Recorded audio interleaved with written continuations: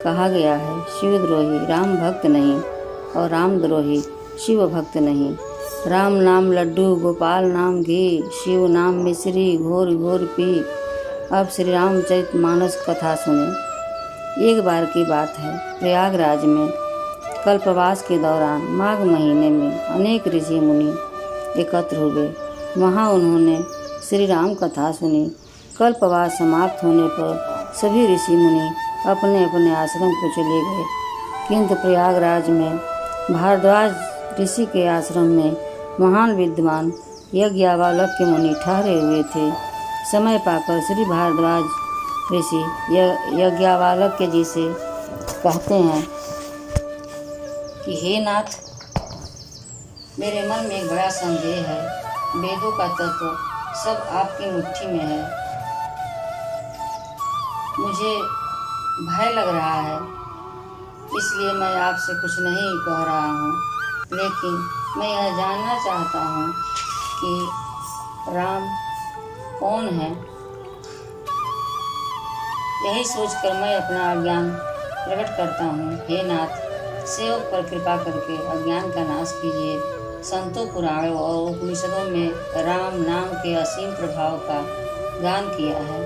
कल्याण स्वरूप ज्ञान और गुणों की राशि अविनाशी भगवान शंभु निरंतर राम नाम का जप करते रहते हैं। संसार में जो जीव काशी में जाके मरता है, उसे परम पद की प्राप्ति होती है। हे मुनिराज, वह भी राम है। राम नाम की महिमा है, क्योंकि शिव जी महाराज दया करके राम नाम का ही उपदेश करते हैं। हे प्रभु, मैं आपसे पूछता हूँ कि वे राम कौन हैं। हे कृपा निधान, मुझे समझा कर कहिए। एक राम तो अवध नरेश दशरथ जी के कुमार हैं, जिनका चरित्र सारा संसार जानता है। उन्होंने स्त्री के विरह में अपार दुख उठाया और क्रोध आने पर युद्ध में रावण को मार डाला।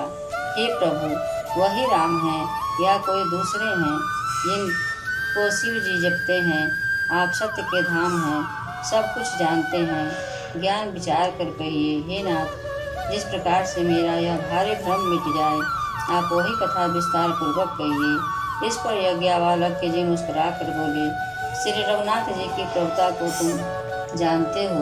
तुम मन वचन कर्म से श्री राम जी के भक्त हो। तुम्हारी चतुराई मैं जान गया। तुम श्री राम जी के रहस्यमय गुणों को सुनना चाहते हो, इसलिए तुमने ऐसा प्रश्न मुझसे किया है। हे तात, तुम आदर पूर्वक मन लगाकर सुनो। मैं श्री राम जी की सुंदर कथा कहता हूँ।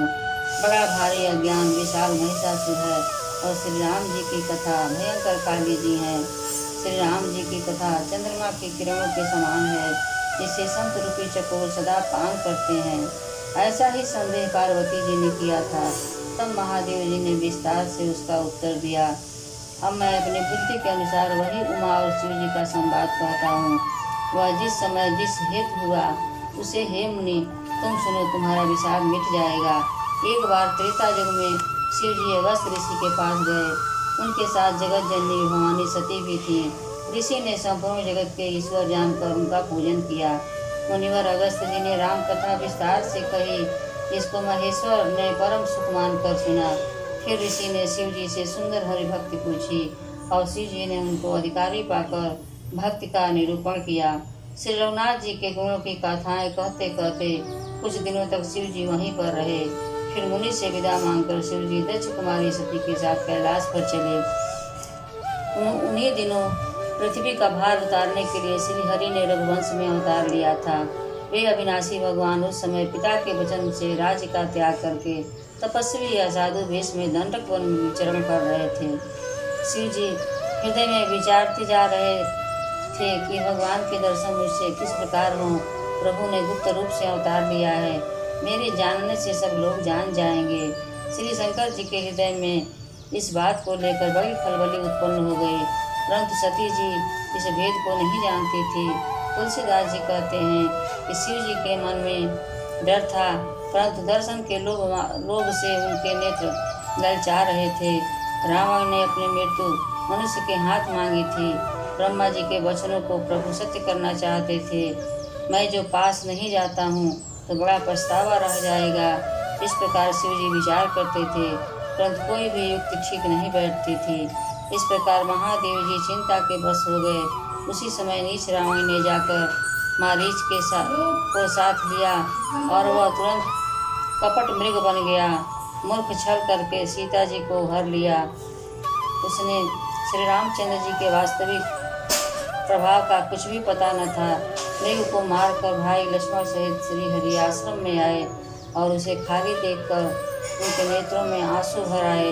श्री रघुनाथ जी मनुष्यों की भांति विरह से व्याकुल हैं और दोनों भाई वन में सीता को खोजते हुए फिर रहे हैं, जिनके कोई भी संयोग वियोग नहीं है। उनमें प्रत्यक्ष विरह का दुख देखा गया। श्री रघुनाथ जी का चरित्र बड़ा ही विचित्र है। उसको पहुँचे हुए ज्ञानी जन ही जानते हैं। जो मंद बुद्धि हैं वे तो विशेष रूप से मोह के वश होकर हृदय में कुछ दूसरी ही बात समझ बैठते हैं। श्री शिव जी ने उसी अवसर पर श्री रामचंद्र जी को देखा और उनके हृदय में बहुत भारी आनंद उत्पन्न हुआ। उन सौभाग्य के समुद्र को शिव जी नेत्र भर कर देखा, परंतु अवसर ठीक न जानकर परिचय नहीं दिया। जगत के पवित्र करने वाले सच्चिदानंद की ओर से इस प्रकार कहकर कामदेव का नाश करने वाले शिव जी चल पड़े। कृपा निधान शिव जी बार बार आनंद से पुलकित होते हुए सती के साथ चले जा रहे थे। सती ने शंकर जी की वह दशा देखी तो उनके मन में बड़ा संदेह उत्पन्न हो गया। शंकर जी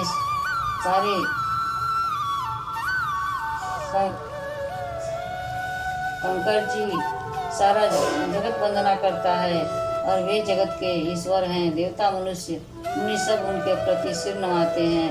उन्होंने एक राजपुत्र को सच्चिदानंद परम धाम कहकर प्रणाम किया और उनको शोभा देखकर वे इतने प्रेम मग्न हो गए कि अब तक उनके हृदय में प्रीति रोकने से भी नहीं रुक सकती। जो ब्रह्म सर्वव्यापक माया रहित अजन्मा अगोचर इच्छा रहित और वेद रहित हैं और जिसे वेद भी नहीं जानते, क्या वह देह धारण करके मनुष्य हो सकता है? देवताओं के हित के लिए मनुष्य शरीर धारण करने वाले जो विष्णु भगवान हैं वे भी शिव जी की बात सर्वज्ञ हैं। वे ज्ञान के भंडार लक्ष्मीपति और असुर के शत्रु भगवान विष्णु क्या अज्ञानी की तरह ईश्वरी को खोजेंगे? ऐसा सती के मन में शंका उत्पन्न हुआ। फिर शिव जी के वचन भी झूठे नहीं हो सकते। सब कोई जानते हैं कि शिव जी सर्वज्ञ हैं। सती के मन में इस प्रकार का अपार संदेह खड़ा हुआ। इसी तरह भी उनके हृदय का प्रादुर्भाव नहीं होता था। जब तक भवानी जी प्रकट कुछ नहीं कहा, पर अंतर्यामी शिव जी सब जान गए। वे बोले, हे सती सुनो, तुम्हारा स्त्री स्वभाव है, ऐसा संदेह मन में कभी न रखना चाहिए। इसका जिनकी कथा का अगस्त ऋषि ने गान किया, जिनकी भक्ति मैंने उन्हीं को सुनाई, वही मेरे इष्ट श्री रघुवीर जी हैं, जिनकी सेवा ज्ञानी मुनि सदा किया करते हैं। ज्ञानी मुनि योगी और सिद्ध निरंतर निर्मल चित्त से जिनका ध्यान करते हैं तथा वेद पुराण और शास्त्र नेति नेति कहकर जिनकी कीर्ति को गाते हैं, वही सर्वव्यापक समस्त ब्रह्मांड के स्वामी मायापति नित्य परम स्वतंत्र ब्रह्म रूप भगवान श्री राम जी ने अपने भक्तों के हित के लिए रघुकुल के मणि रूप में अवतार लिया है। शिव जी कहते हैं कि हे सती, महादेव जी मन में भगवान की माया बल जानकर मुस्कुराते हुए बोले, जो तुम्हारे मन में बहुत संदेह है तो तुम जाकर परीक्षा क्यों नहीं ले लेती? जब तक तुम मेरे पास लौट आओगी तब तक मैं इसी बल की छांव में बैठा रहूँगा। इस प्रकार तुम्हारा यह अज्ञान जनित भारी भ्रम दूर हो। विवेक के द्वारा सोच समझ कर तुम वही करना। सती सोचने लगी, भाई मैं क्या करूं, कैसे परीक्षा लूं? इधर शिव जी ने मैं ऐसा अनुमान किया कि दक्ष कन्या सती का अब कल्याण नहीं है। अब मेरे समझाने से भी संदेह दूर नहीं होता है। विधाता ही उल्टे हैं। अब सती का कुशल नहीं है। जो कुछ राम ने रच रखा है वही होगा। तर्क करके कौन विस्तार बढ़ावे? ऐसा कहकर शिव जी भगवान श्री राम का नाम जपने लगे और सती जी वहाँ गए जहाँ सुख के धाम प्रभु श्री रामचंद्र जी थे। सती बार बार मन में विचार कर सीता जी का रूप धारण करके उस मार्ग की ओर होकर चली जिससे मनुष्यों के राजा रामचंद्र जी आ रहे थे। सती जी के बनावटी भेष को देखकर लक्ष्मण जी चकित हो गए। उनके हृदय में बड़ा भ्रम हो गया।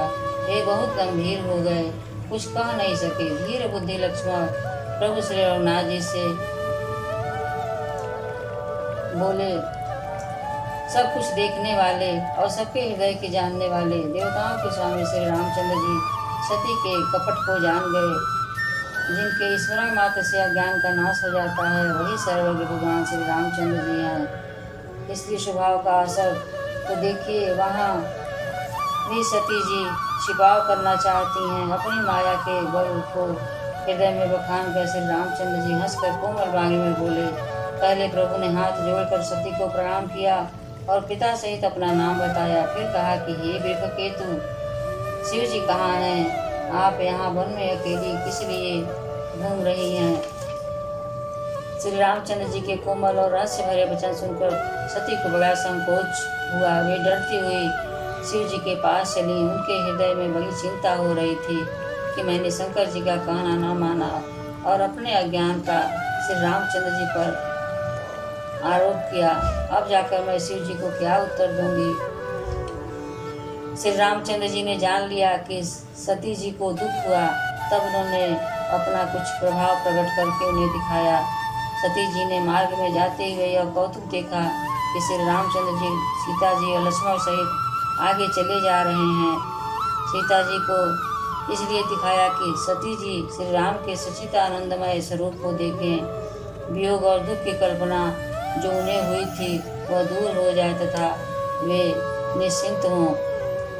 पीछे की ओर फिर कर सती ने देखा तो वहाँ भी भाई लक्ष्मण और सीता जी के साथ श्री रामचंद्र जी सुंदर वेश में दिखाई दिए। वे जिधर देखते हैं उधर ही प्रभु श्री राम जी विराजमान हैं। सुचतुर सिद्ध मुनीश्वर उनकी सेवा कर रहे हैं। सती जी ने अनेक शिव ब्रह्मा विष्णु देखे जो एक एक करके असीम प्रभाव वाले थे। भांति भांति भेष धारण किए हुए सभी देवता श्री रामचंद्र जी की चरण वंदना और सेवा कर रहे थे। उन्होंने अग्नत अनुपम सती ब्राह्मणी और लक्ष्मी देखी। जिस रूप में ब्रह्मा आदि देवता थे उसी के अनुकूल रूप में ये सब शक्तियाँ भी थी। सती जी ने जहाँ तहाँ जितने रघुनाथ जी देखे शक्तियों सहित वहाँ उतने ही सारे देवताओं को भी देखा। संसार में जो चराचर जीव है वो भी अनेक प्रकार से देखे। अनेकों वेश धारण करके देवता प्रभु श्री रामचंद्र जी की पूजा कर रहे हैं, परंतु श्री रामचंद्र जी का दूसरा रूप कहीं नहीं देखा। सीता सहित श्री रघुनाथ जी बहुत से देखे, परंतु उनके वेश अनेक नहीं थे। वही रघुनाथ जी, वही लक्ष्मण और वही सीता जी। सती ऐसा देखकर बहुत ही डर गईं। उनका हृदय कांपने लगा और देह की सारी सुध बुध जाती रही। वे आंख मूंद कर मार्ग में बैठ गईं। फिर आंख खोलकर देखा तो वहाँ दक्ष कुमारी को कुछ भी नहीं दिखाई दिया। तब वे बार बार श्री रामचंद्र जी के चरणों में सिर नवाकर वहाँ चली जहाँ श्री शिव जी थे। जब पास पहुँची तो शिव जी ने हंसकर कुशल प्रश्न करके कहा कि तुमने राम जी की परीक्षा किस प्रकार ली, सच सच बताओ। श्री राम श्री राम श्री राम। आगे की कथा अगले वीडियो में।